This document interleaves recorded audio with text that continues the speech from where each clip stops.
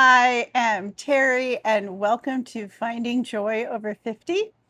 I'm having a bit of a lazy Sunday today, so I am finding my joy in my dog and hanging out today and making videos and just relaxing a little bit. I had a busy weekend. I got some new couches, and that was a thing. So I'm glad that's over. So my main joy this week was getting my beautiful new couches and being able to enjoy them while I'm relaxing today. I wanted to do a quick review today. I believe I had mentioned I had come home from work a few weeks ago and got my new book in the mail, Anchor Moments from Jina. And I followed Jina and her husband, Jeff, on their YouTube channel, Anchor Moments, and also on Anchor Moments RV. They're really fun, lots of energy. They talk about GLP-1 weight loss and Jeff's story of faith. And so I was very excited to purchase her book and read it. I'm going to meet Jina next June on a GLP-1 cruise that we're going on with the downsized group. So I'm looking forward to getting Jina to sign my copy. Anyway, I promised Jina I would do a review and that it would be very honest. So I loved your book, Jina. It was fabulous. Jina is faith-based Christian Catholic. I was raised a Catholic and I follow Christianity. And so I really enjoyed her Christian God faith take on her story. So I really liked, first thing I really liked was the title. And her title is about deepening your faith and anchoring your faith. So when I first came across her channel, I wasn't really sure what anchor moments meant. And then I started looking into her podcast, her videos, and that she does a lot of different charity work. And that over the years, she has talked about different ways that she has anchored her faith. I loved her title, Anchor Moments, Hope, Healing, and Forgiveness. And the reason that I loved this was because it was a faith-based journey about signs from that she saw as signs from God that led her on a series of events that ultimately made her realize that she still had some forgiving that she needed to do to someone that had hurt her, and that she was still harboring a little bit of resentment and hurt, and that these faith-based events led her to forgiving this person. And so I don't want to give too much away for the book because I think you should purchase. I do think it's a book well worth the read, especially if you're a faith-based person. I just believe you don't have to be Christian per se, but if you do believe in faith and you have a faith in God, I think you will find that this book could be very helpful to you in your heart. Because in the past, I have also had some things that I really needed to forgive, and it was very difficult for me. I held on to resentment for years, and in in some capacity, you realize at some point that it's only hurting you and your heart. And if you forgive another person for something that they did, even if it was really horrific, if you forgive them, you're not allowing them, in my opinion, you're not allowing them off the hook. You're not um, saying it's okay what you did. You're not saying that. What you're saying is, I need to let go of this.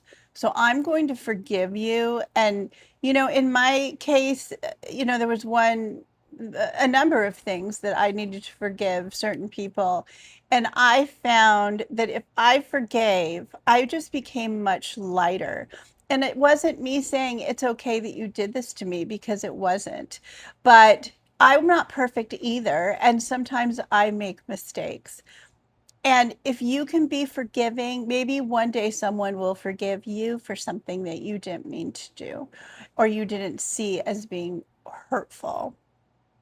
Anyway, it lightens your heart if you can forgive. And if you can find the faith in God, that often allows you to be a little bit lighter and somehow find a way to say, I forgive you, for you know not what you do. You maybe didn't realize how you hurt me, and it was not okay, but I'm going to forgive because this is what's good for me and this is what God wants. So, to just summarize Gina's book, I would say that the main purpose here is that you don't have to carry around pain of the past, the resentments. They don't have to define who you are. So I believe that Gina is saying, be free, let go of that to heal yourself and give yourself the healing that you deserve. Ultimately, Gina's anchor moment was a deepening of her faith through a series of events that allowed her to find God and see the signs that God was sending her to allow her to ultimately forgive this person who hurt her and heal her own spirit. Love that that's what anchored moments mean, that you become deeper and anchored in your faith. So, Gina, thank you so much for sharing this faith-based book and allowing me to do a review on it. And I just wanted to tell everyone, I think it's well worth it. Order it off Gina's website, anchormoments.com. And I believe that it will not be something you will regret. You will enjoy. It's a wonderful read. I believe it's a book that everyone can enjoy, especially if you are looking for your faith or you have a deep faith. Perhaps it will lead you to realize that God is maybe sending you signs to strengthen your faith. So thank you, Gina. 2 thumbs up on the book, and I am really excited to have you sign it when I meet you in June. I also wanted to share something that I'm doing in the way of my faith.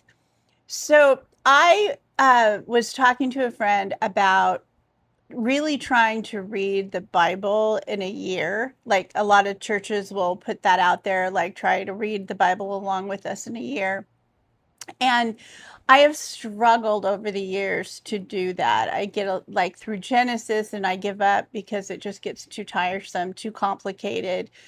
And I found a Bible by Greg Lowry, which is a California based pastor, but it was simplified the Bible. And I thought it was a very easy read to just read it straight from the Bible. But I was still struggling with, it was a little bit more layman's terms, is what I guess I'm trying to say, why I like his version.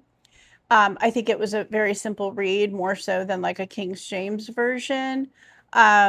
But I really enjoyed reading it that way. However, I still really struggled. I wasn't sure, do I read from front to back? How do I do this? And basically, what I came upon after talking to a friend, she had mentioned that her and her husband were doing this Bible app on their phones. And it's something you can read, but it's also something that you can listen to. So you can get the visual and the audio. So if you're a visual person or an audio person, you could do both or one or the other. And I love that. So I started it. I took her up on her suggestion and I started it. I'm so happy to say I am on day 200. Now, if there's something that I feel like I'm not getting, sometimes I'll go back to the Greg Laurie version of the Bible and read it and then go back to the Bible app. But for the most part, this Bible app is fantastic. It not only are you reading the Bible and it gives it to you basically in chronological order, which is for my brain gives me more of that organization that I need. It helps me understand that a little bit better. And so when I'm reading through it at the very end, it gives you like so many passages a day. So then it paces you out for the year. So even if you're a little bit behind, you still know where you stand when you're reading the Bible. I think I'm a week behind right now. But if you do this, if you do this chronologically, in my mind, it just helps make sense because I didn't know how to approach this. So that was the first problem of just picking up a Bible and reading it. The other part was that I felt that at the end of every day, I like the Tara-Leigh Cobble one. She is the person that gives a recap at the end of every day. And so you go and you read through the daily verses, and what happens is at the end, there's a recap, and she will tell you about what you just read and kind of give you some food for thought. So I really like that because a lot of times I'll read it and go, what's the point of this? And, I do struggle to read the Old Testament because it's mostly history, right? It's based around Israel, it's history. And I do find myself going, what is the point of all this? So I do find that the recap really helps me kind of, to use a word from Gina's faith, to anchor in and understand more of what I really should be getting out of the passage that I just read. It also offers some YouTube summaries on the sections. Like I just read one on the prophet Isaiah, and it was like a 15-minute summary of what the book of Isaiah is all about. And it has those in there at the beginning of each different section, but you can also find those on YouTube as well. So it's look for the Bible app on your phone, download it, and then go to the one with Tara-Leigh Cobble. If you want to kind of follow along what I'm doing, I would definitely recommend that. I'd love to hear if you decide to do it and what your thoughts are on it.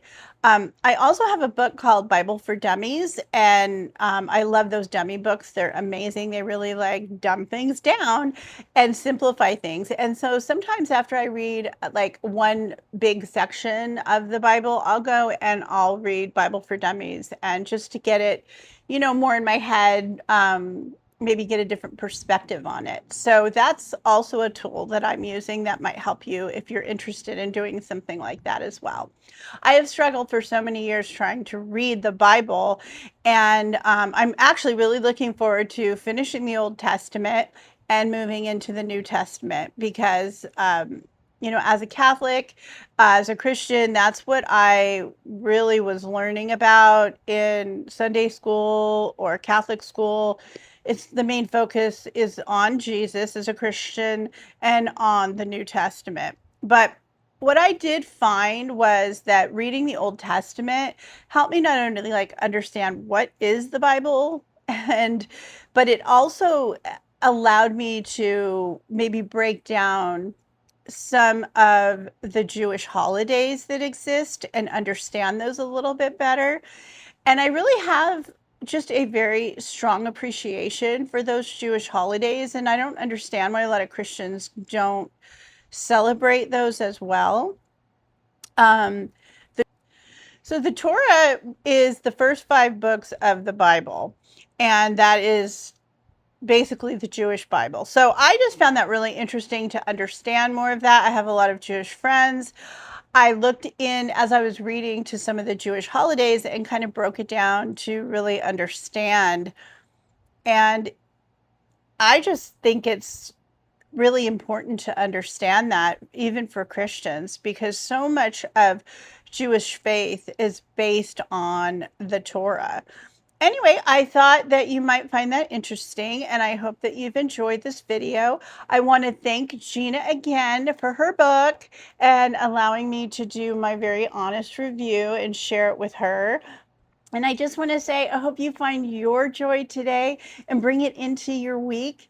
And thank you so much for joining me today. If you like the content, please like and subscribe. It really helps me out, and I appreciate you so much for being here. Thank you. Have a beautiful day.